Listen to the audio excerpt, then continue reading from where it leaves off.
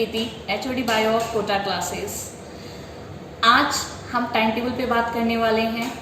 कहते हैं संसार में यदि कोई सबसे कीमती चीज़ है तो वो है समय। एक बार समय चला जाए तो वो वापस नहीं आता। Time always move forward, can't be reversed. इसलिए विद्वानों का भी कहना है काल करे सो आज करे सो अब, पल में प्रलय होएगी, बहुरी करेगा कब। विद्यार्थी जीवन में सबसे महत्वपूर्ण अगर है तो वो है उनका समय। इस समय को सदुपयोग करने के लिए बच्चों को टाइम टेबल बनाना बहुत ज़रूरी है। ना कि टाइम टेबल बनाने के साथ साथ उसे फॉलो भी करना उतना ही आवश्यक है जितना वो बनाते हैं। बनाते समय उन्हें कई सारी बातों का ध्यान रखना पड़ेगा। जैसे टाइम टेबल बनाने के लिए उनके पास सबसे कंफर्टेबल टाइम कौन सा है जिसमें वो बेस्टली पढ़ाई कर सकते हैं।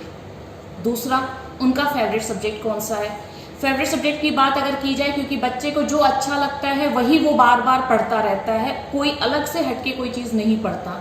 तो मैं ये कहना चाहूँगी जो आपको अच्छा लगता है वो बहुत अच्छी बात है, वो आप पढ़िए, लेकिन उसके अलावा जिस पे आपकी वीकनेस है उसको स्ट्रॉन्ग करने का टाइम है। कहते हैं ना आर और पार की लड़ाई। तो आर और पार का मतलब यहाँ पर है कि हमें वो भी चीज़ पढ़नी है जो हमें नहीं आती है, क्योंकि हमारे पास बहुत समय है। अगर आप नीट की तैयारी कर रहे हैं या 12th के पेपर दिए हैं, नीट का पेपर देने वाले हैं, ड्रॉप आउट कर रखे हैं, सभी बच्चों के लिए ये टाइम टेबल सबसे ज़्यादा ज़रूरी है।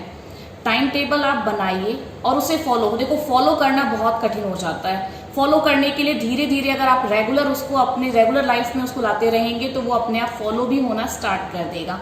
टाइम टेबल बच्चे अपने पेरेंट के साथ मिलके बनाएं। मैं आपको एक एडवाइस दूंगी, कभी भी किसी का टाइम टेबल हमें फॉलो नहीं करना चाहिए, वो आपके लिए हेल्पफुल नहीं है।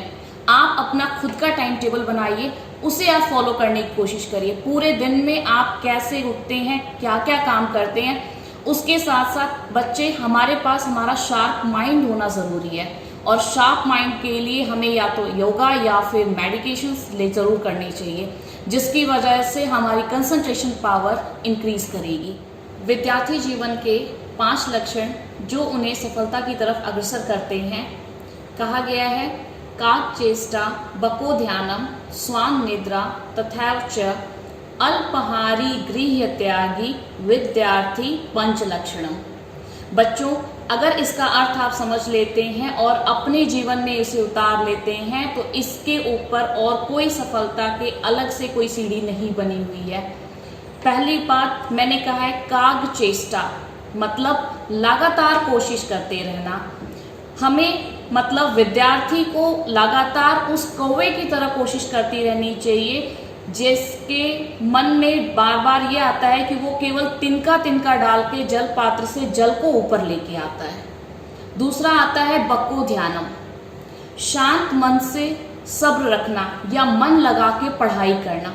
ये आपके लिए मन लगा के पढ़ाई करना, लेकिन एक विद्यार्थी का ध्यान उस बकुले की तरह होना चाहिए जो एक टांग पे खड़ा रहकर अपने आहार मतलब मछली को पानी में लगातार निहारता रहता है और तब तक हार नहीं मानता जब तक वो उसे प्राप्त ना कर ले।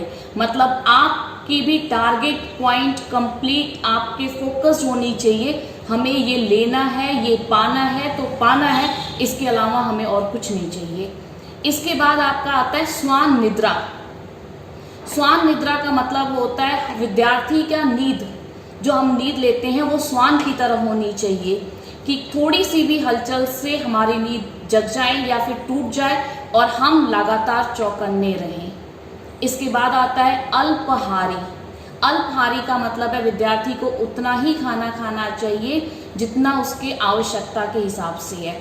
अगर बच्चों कहा गया है कि ज़्यादा अगर हम खाना खा लेते हैं या ज़्यादा भोजन ग्रहण करते हैं, उससे या तो बीमारियां आएंगी या फिर बुद्धिहीनता की तरफ एक कह सकते हैं दिखाई देता। बुद्धिहीनता, बच्चा बुद्धिहीन भी हो सकता है क्योंकि ज़्यादा खाना खाएंगे तो हमें उससे नींद आना स्टार्ट करेगी, फिर नींद हमें आलस आएगा, आलस से फिर हम अपने टारगेट की तरफ नहीं बढ़ सकते। और लास्ट सबसे मेन अल्पहारी, फिर आपका आता है गृह त्यागम। बच्चा अपने सुख जो हमें घर पे मिलता है अगर उसे हम त्याग दें, पहले देखा है हमने रामायण देखी या फिर महाभारत देखी है, आपने देखा है कि राजा होते हुए भी इनके बच्चे सन्यासियों के साथ, गुरुओं के साथ उनके गुरुकुल जाके रहते हैं। वहाँ पर वो सब कुछ त्याग के जाते हैं और वहाँ पे केवल और केवल वो शिक्षा ग्रहण करते हैं, और इसीलिए वो शूरवीर बलवान जिस फील्ड में उन्हें जाना होता है वो उस फील्ड में अपने आप को आगे बढ़ाते हैं।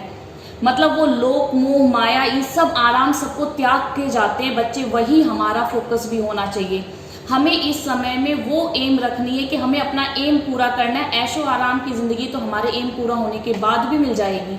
तो आपका ध्यान इसको छोड़ के, अगर हम घर को छोड़ के और अपनी पढ़ाई पे ध्यान रखेंगे तो एक कदम सफलता की तरफ और बढ़ सकते हैं। ठीक है, इसके बाद मैं कहूँगी अगर आप डॉक्टर और इंजीनियर बनना चाहते हो बच्चे, तो कम से कम 5 से 6 घंटे की आपको सेल्फ स्टडी करनी पड़ेगी। इतना तो आपको टाइम देना पड़ेगा। सबका अपना अपना टाइम है। हम टाइम टेबल अगर बनाते हैं तो वो क्या पता किसी बच्चे का बहुत बच्चे ऐसे होते हैं जो रात को पढ़ना पसंद करते हैं क्योंकि रात को बहुत शांत होता है। कुछ ऐसे बच्चे हैं जो सुबह सुबह उठ के बिल्कुल सुबह सुबह पढ़ाई करते हैं। बच्चे याद करने का तो सही समय सुबह का ही कहा गया है कि अगर सुबह उठ के हम शांत मन से कोई भी चीज़ ध्यान से पढ़ें और याद करें तो वो जल्दी याद हो जाता है। इसके बाद मैं एक बात कहना चाहूँगी कि टाइम की वेलोसिटी फिक्स्ड है, वो स्लो या फास्ट नहीं होती। हमारी स्पीड जो है वो हमारी स्लो या फास्ट हो सकती है, क्योंकि कहते हैं टाइम की वेलोसिटी कांस्टेंट है। इसलिए हमें अपनी भी स्पीड कांस्टेंट रखनी पड़ेगी टाइम के साथ अगर चलना है तो। पुराने ज़माने में अगर देखा जाए तो बहुत सारी कहानियाँ सुनी होंगी, वो खरगोश और कछुए वाली भी आपने सुनी होंगी। उसमें देखते देखते खरगोश कितना तेज दौड़ता है, दौड़ते दौड़ते दौड़ते पहुंच भी जाता है टारगेट लाइन से। कुछ टाइम पहले उसका आलस उसको उसके टारगेट से दूर कर देता है, लेकिन वो कछुआ धीरे धीरे ही चलता है, लेकिन वो अपने टारगेट को अचीव कर लेता है। तो आप भी अपने आप को वीक मत समझिए।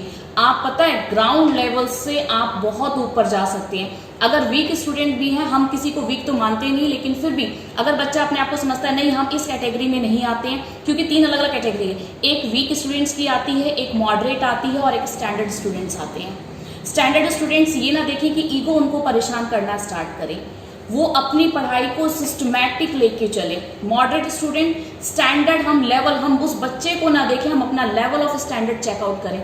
वीक स्टूडेंट अगर आप हो तो आप अपना टाइम टेबल आज से बनाइए। ये नहीं है कि आज बना लिया तो बस आज फॉलो करना है, रोज का काम आपका है। अगर आप फॉलो करोगे तो यू विल सक्सीड। बच्चे, कहा गया है लहरों से डरकर नौका पार नहीं होती और कोशिश करने वालों की कभी हार नहीं होती। ओके, तो आज आप मेरे साथ मेरी बात को ध्यान से सुने होंगे और अपने घर पे बैठ के सबसे पहला आप अपना टाइम टेबल बनाएंगे और उस टाइम टेबल को आप फॉलो करेंगे। चाहे वो आपका टाइम टेबल बिल्कुल लिमिटेड ही क्यों ना बना हो, लेकिन बनाएंगे ज़रूर। Okay, thank you.